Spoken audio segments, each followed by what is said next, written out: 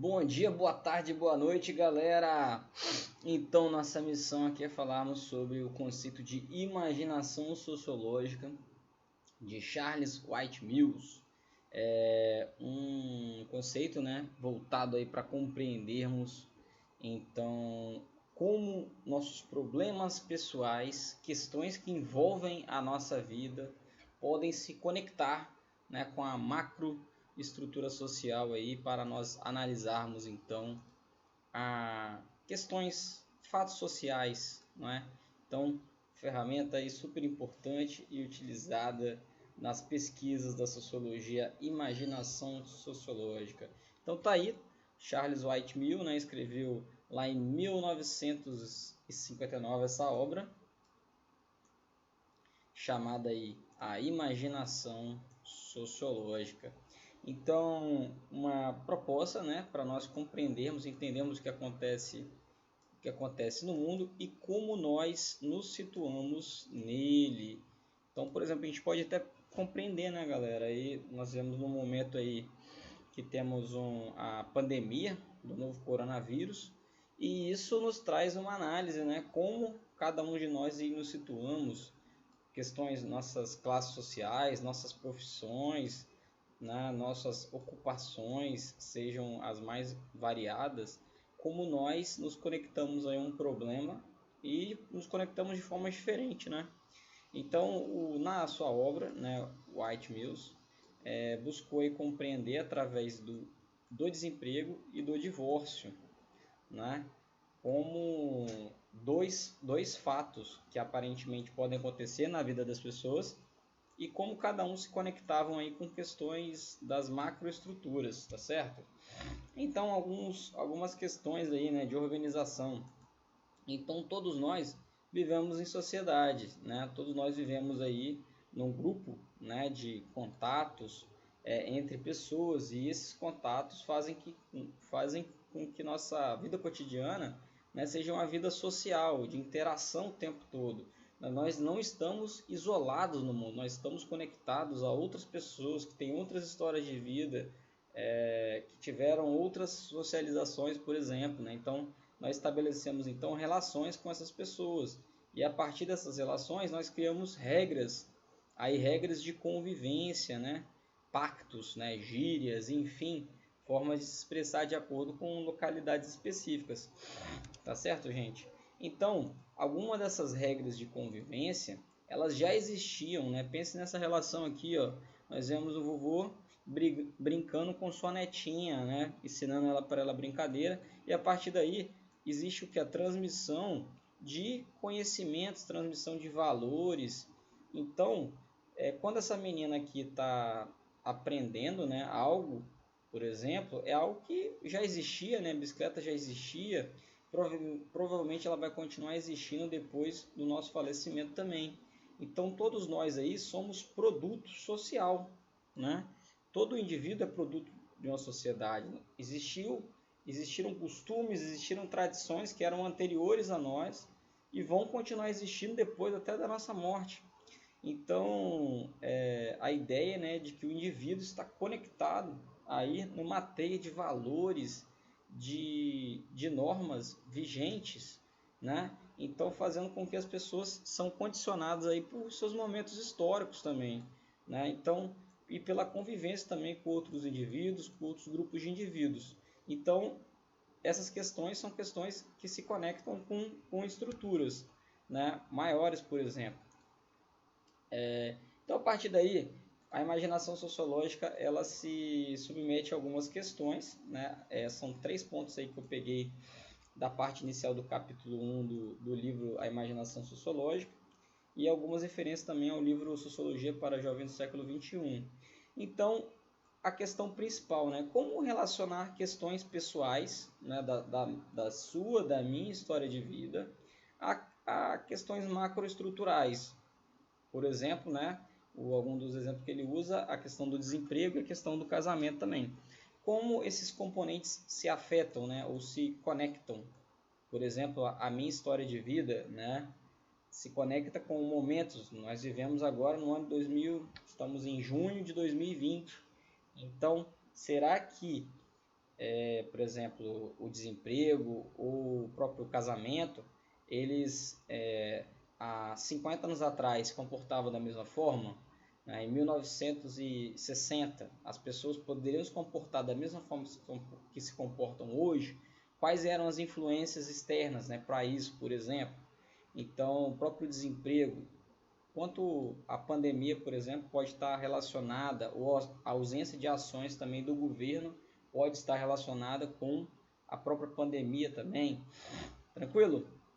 Então, o segundo passo, né, da imaginação sociológica é compreender o momento histórico. Qual o momento histórico dessa sociedade, né, e o que, por exemplo, será que se nós estivéssemos, se essa pandemia, por exemplo, fosse ocasionada há 50 anos atrás, nós estaríamos tentando, por exemplo, fazer educação não presencial, à distância com os alunos, por exemplo? Será que seria possível sem as tecnologias que nós temos hoje, no ano 2020?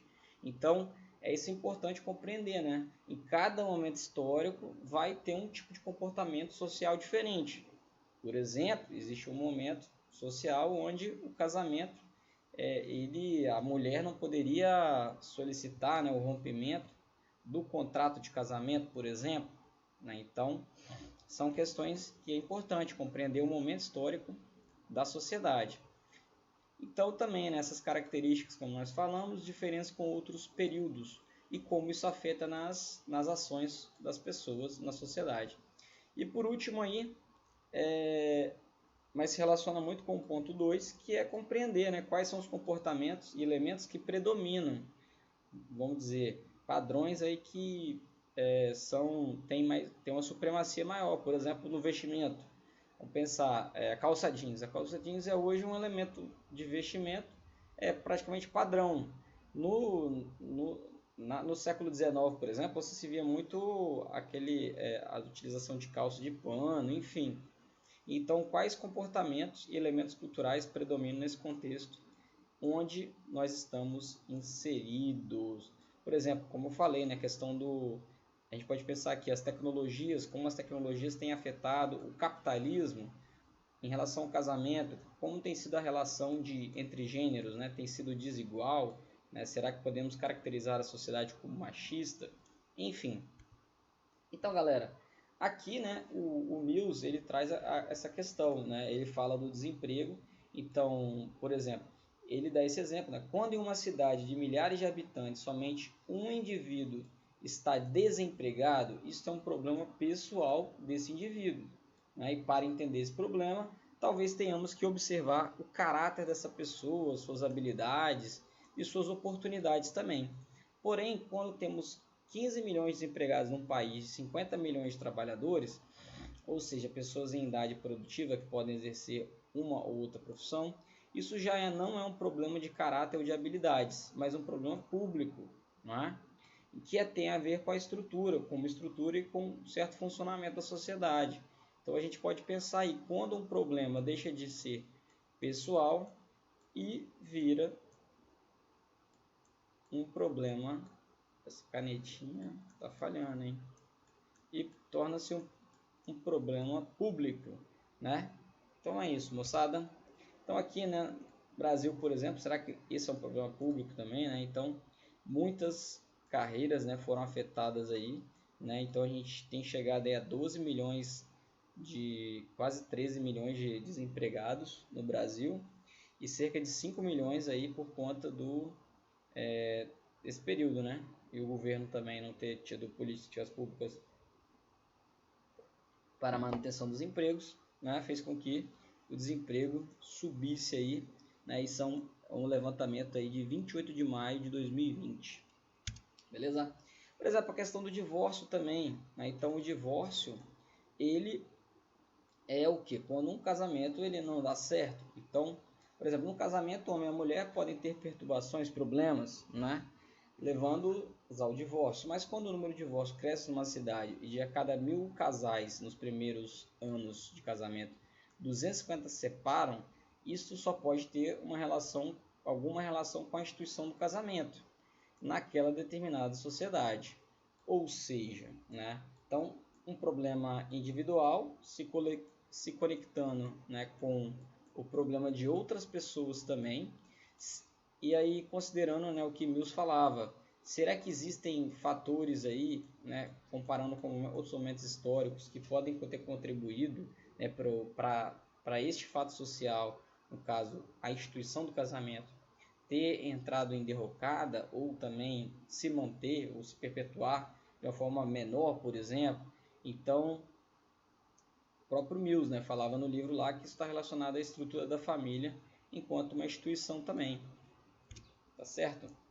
Então, galera, para Mills, essa é uma questão simples, né, que serve para pensarmos nas nossas vidas, ou seja, aquilo que experimentamos nas nossas vidas, em vários específicos ambientes cotidianos, como o desemprego, as separações, etc., muitas vezes é influenciado pelas modificações culturais, econômicas ou outras de caráter mais geral que ocorrem nas sociedades. Por isso é que ele diz que precisamos ter consciência da ideia e da existência de uma estrutura da sociedade, relações sociais e utilizá-las com sensibilidade para sermos capazes de identificar as ligações entre as nossas diversas experiências da vida cotidiana. Ter essa consciência e essa capacidade é ter o que Mills intitula como imaginação sociológica. Então lembra, galera, quando a gente falava lá que a sociologia tem impactos individuais e impactos sociais também, quando nós pensamos naquela ideia da consciência crítica, né, de compreender os fatos da sociedade onde nós estamos inseridos, questões econômicas, culturais e políticas fazem com que nós possamos ter, então, esta forma de pensar, que é a imaginação sociológica. Então, galera, a partir daí pensamos em algumas questões aí que podemos ser algumas reflexões para futuras atividades e pensarmos, né, quais são os meus problemas cotidianos, por exemplo, né, e quais são aquelas questões que mais lhe preocupam. Será que essas questões têm a ver só com o seu comportamento individual ou com as suas atitudes ou com o seu modo de ser? Ou será que também são questões aí que se podem conectar com questões de outras pessoas? Por exemplo, a gente pensa aí, né? Eu gosto de pensar muito numa situação. Meus pais, por exemplo, são de uma cidade pequena, e o êxodo rural foi um fato, né, muito importante aí na vida social do Brasil, nas décadas de 60, 70, e é justamente o momento onde os meus pais saíram de uma cidade pequena e foram para cidades maiores, né, à procura de empregos e de oportunidade. Então, o êxodo rural é algo que mexe muito comigo, né, que me faz lembrar aí de questões envolvendo meus avós e meus pais também. E provavelmente com você deve ter acontecido algo também na história da sua vida que faz você se conectar, né, com questões coletivas aí e que também afetaram outras milhões ou milhares de pessoas no Brasil. Então, enfim, a partir disso, para a gente concluir o vídeo, então a gente fala, né, essa charge aqui é bem interessante, né, o menino interpretando aí, olhando a sociedade, é um cartoon aí do cartunista chamado Nico Quino, argentino, tá certo? Então, como a sociologia pode ajudá-la a pensar sobre a sua vida cotidiana? O que acha? Vamos viajar um pouco no mundo da sociologia a partir de agora. Antes, segue uma reflexão, né? Que é essa reflexão do menino, da criança. Então, analisando a sociedade. É isso, galera. Um abraço para vocês e até a próxima. Valeu!